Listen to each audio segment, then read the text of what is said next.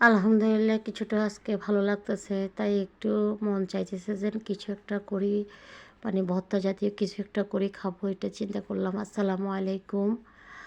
আজ আমি খুবই মজার একটা ভর্তা বানাবো। পুরো রেসিপি জুড়ে সাথে থাকবেন। রেসিপিটি ভালো লাগলে শেয়ার করবেন প্লিজ।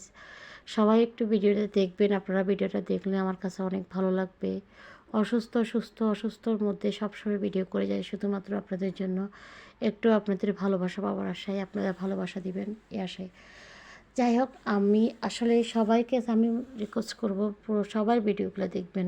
আশা করি আপনাদের সবার ভালো লাগবে। তো আমি যা করতেছি, যে ভর্তাটা করব সেটা হলো বেগুন ভর্তা। এটা তাল বেগুন, এটাকে তাল বেগুন বলা হয়। যে গোল গোল মোটা মোটা যে বেগুনটা থাকে ওইটাকে তাল বেগুন বলা হয়। আর এই বেগুনেতে পোকা থাকে না। পোকা না থাকলে কিন্তু বেগুনের ভর্তা করলে আপনি মজাই লাগে, কারণ পোকা থাকলে একটা টেনশন থাকে যে বেগুনের ভিতরে কোনো পোকা ছিল কি না। তাল বেগুনগুলোতে সাধারণত পোকা থাকে না। তো তাল বেগুন আমি এই জন্য চিন্তা করলাম, আপনাদের ভাইয়াকে বললাম যে একটু বেগুনের ভর্তা খেতে চাইতেছি। তো ও নিয়ে আসলো আমার জন্য ভর্তা। তো আমি প্রথমে একদিন ভাজি করলাম, আজকে আরেকটা দিয়ে তিনটা আনলো। আজকে একটা দিয়ে দুইটা ভাজি করলাম, আর একটা দিয়ে আজকে ভর্তা বানাচ্ছি। তো ভর্তা বানানোর জন্য প্রথমে আমি ধুয়ে চুলাতে ভালো করে পুড়ে নিলাম।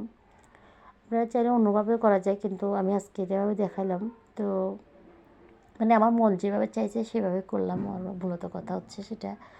তো চুলার উপরে পুরি মানে বেসিনে রাখলাম একটু ঠান্ডা হওয়ার জন্য। ঠান্ডা হওয়ার পরে একটু ছোকলাটা পেলে আমি একটা প্লেটের সাহায্যে নিয়ে নিলাম। নিয়ে আমি আরেকটা প্লেটের মধ্যে আমি পেঁয়াজ কেটে নিলাম। পেঁয়াজ এবং কাঁচামরিচ, ধনিয়া পাতা সবগুলো কেটে নিয়ে রেডি করলাম। তারপরে ধনিয়া পাতায় সব পেঁয়াজ, কাঁচামরিচ, ধনিয়া পাতা এগুলো সব দিয়ে দিলাম। তারপর স্বাদ মতো লবণ দিলাম। দিয়ে দিলাম তেল, সরষের তেল দিয়ে দিলাম। তারপর একটু চাট মশলা দিলাম, লবণ দিলাম। সব কিছু দিয়ে বিশেষ করে এতটা মজা হয়েছে এই ভর্তাটা, নিজেরা না করলে বুঝতেই পারবেন না। আর বেগুনের ভর্তা তো এমনিতেই অনেক মজা, খেতে অনেক ভালো লাগে। যখনই মানে চাট মশলা দেওয়ার পরে মনে হয় যে দ্বিগুণ ভর্তাটা মজা হয়ে গেছে, এতটা বিশেষ করে অনেক ভালো লাগছে। আমি আপনাদের ভাইয়া অনেক মজা করি ভর্তাটা খেলাম। বাচ্চারা তো খেতে তেমন একটা পারে না, মানে খেতে পারে না। তারপর একটু হালকা করে মরিচ ছাড়া নিয়ে খেয়েছে, কিন্তু ওরা অনেক পছন্দ করছে।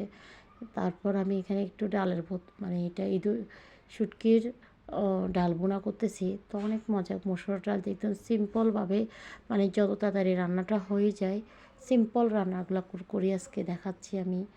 আমি আসলে শরীর ভালো না থাকলে আমার কী হয়, মাথাটা ব্যথা করলে তখন দেখা যায় কি আমি একদমই কাজ করতে পারি না, একদমই শরীর ভালো লাগে না, আমি আলোতে যেতে পারি না, মানে অনেক সমস্যা হয়ে যায়। তো অনেক কষ্ট করে, যাই হোক যতই কষ্ট হোক বাচ্চা আমার হাজব্যান্ড নিজেকে খেতে হবে, খেয়ে বাঁচতে হবে, এটাই হলো মূল কথা। প্রত্যেকটা মানুষের ক্ষেত্রে এটাই। সুস্থ অসুস্থ যতই থাকুক না কেন, কাজের জায়গায়, সময়ের জায়গায়, পেটের খিদার জায়গায় থাকবেই থাকবে। আলহামদুলিল্লাহ আপনাদের দোয়া অনেকটা আজকে ভালো লাগতেছে। তো আছে তো এরপর আমি একটু ডালটাকে ভুনা করি, ভালো করে রান্না করে শেষ করে একটু ধনিয়া পাতা ছিল না, একটু মানে রসুন দিয়ে বাগা দিয়ে দিলাম। তারপর এখানে পপকর্ন বাজিয়ে দিলাম, মেয়েকে বাজিয়ে দিলাম, মেয়ে খেলো আলহামদুলিল্লাহ। তো এতক্ষণ আমার ভিডিওটা ধৈর্য সাক্ষাৎ দেখার জন্য সবার প্রতি ধন্যবাদ রাখি, বিদায় নিচ্ছি। আল্লাহ হাফেজ, সবাই ভালো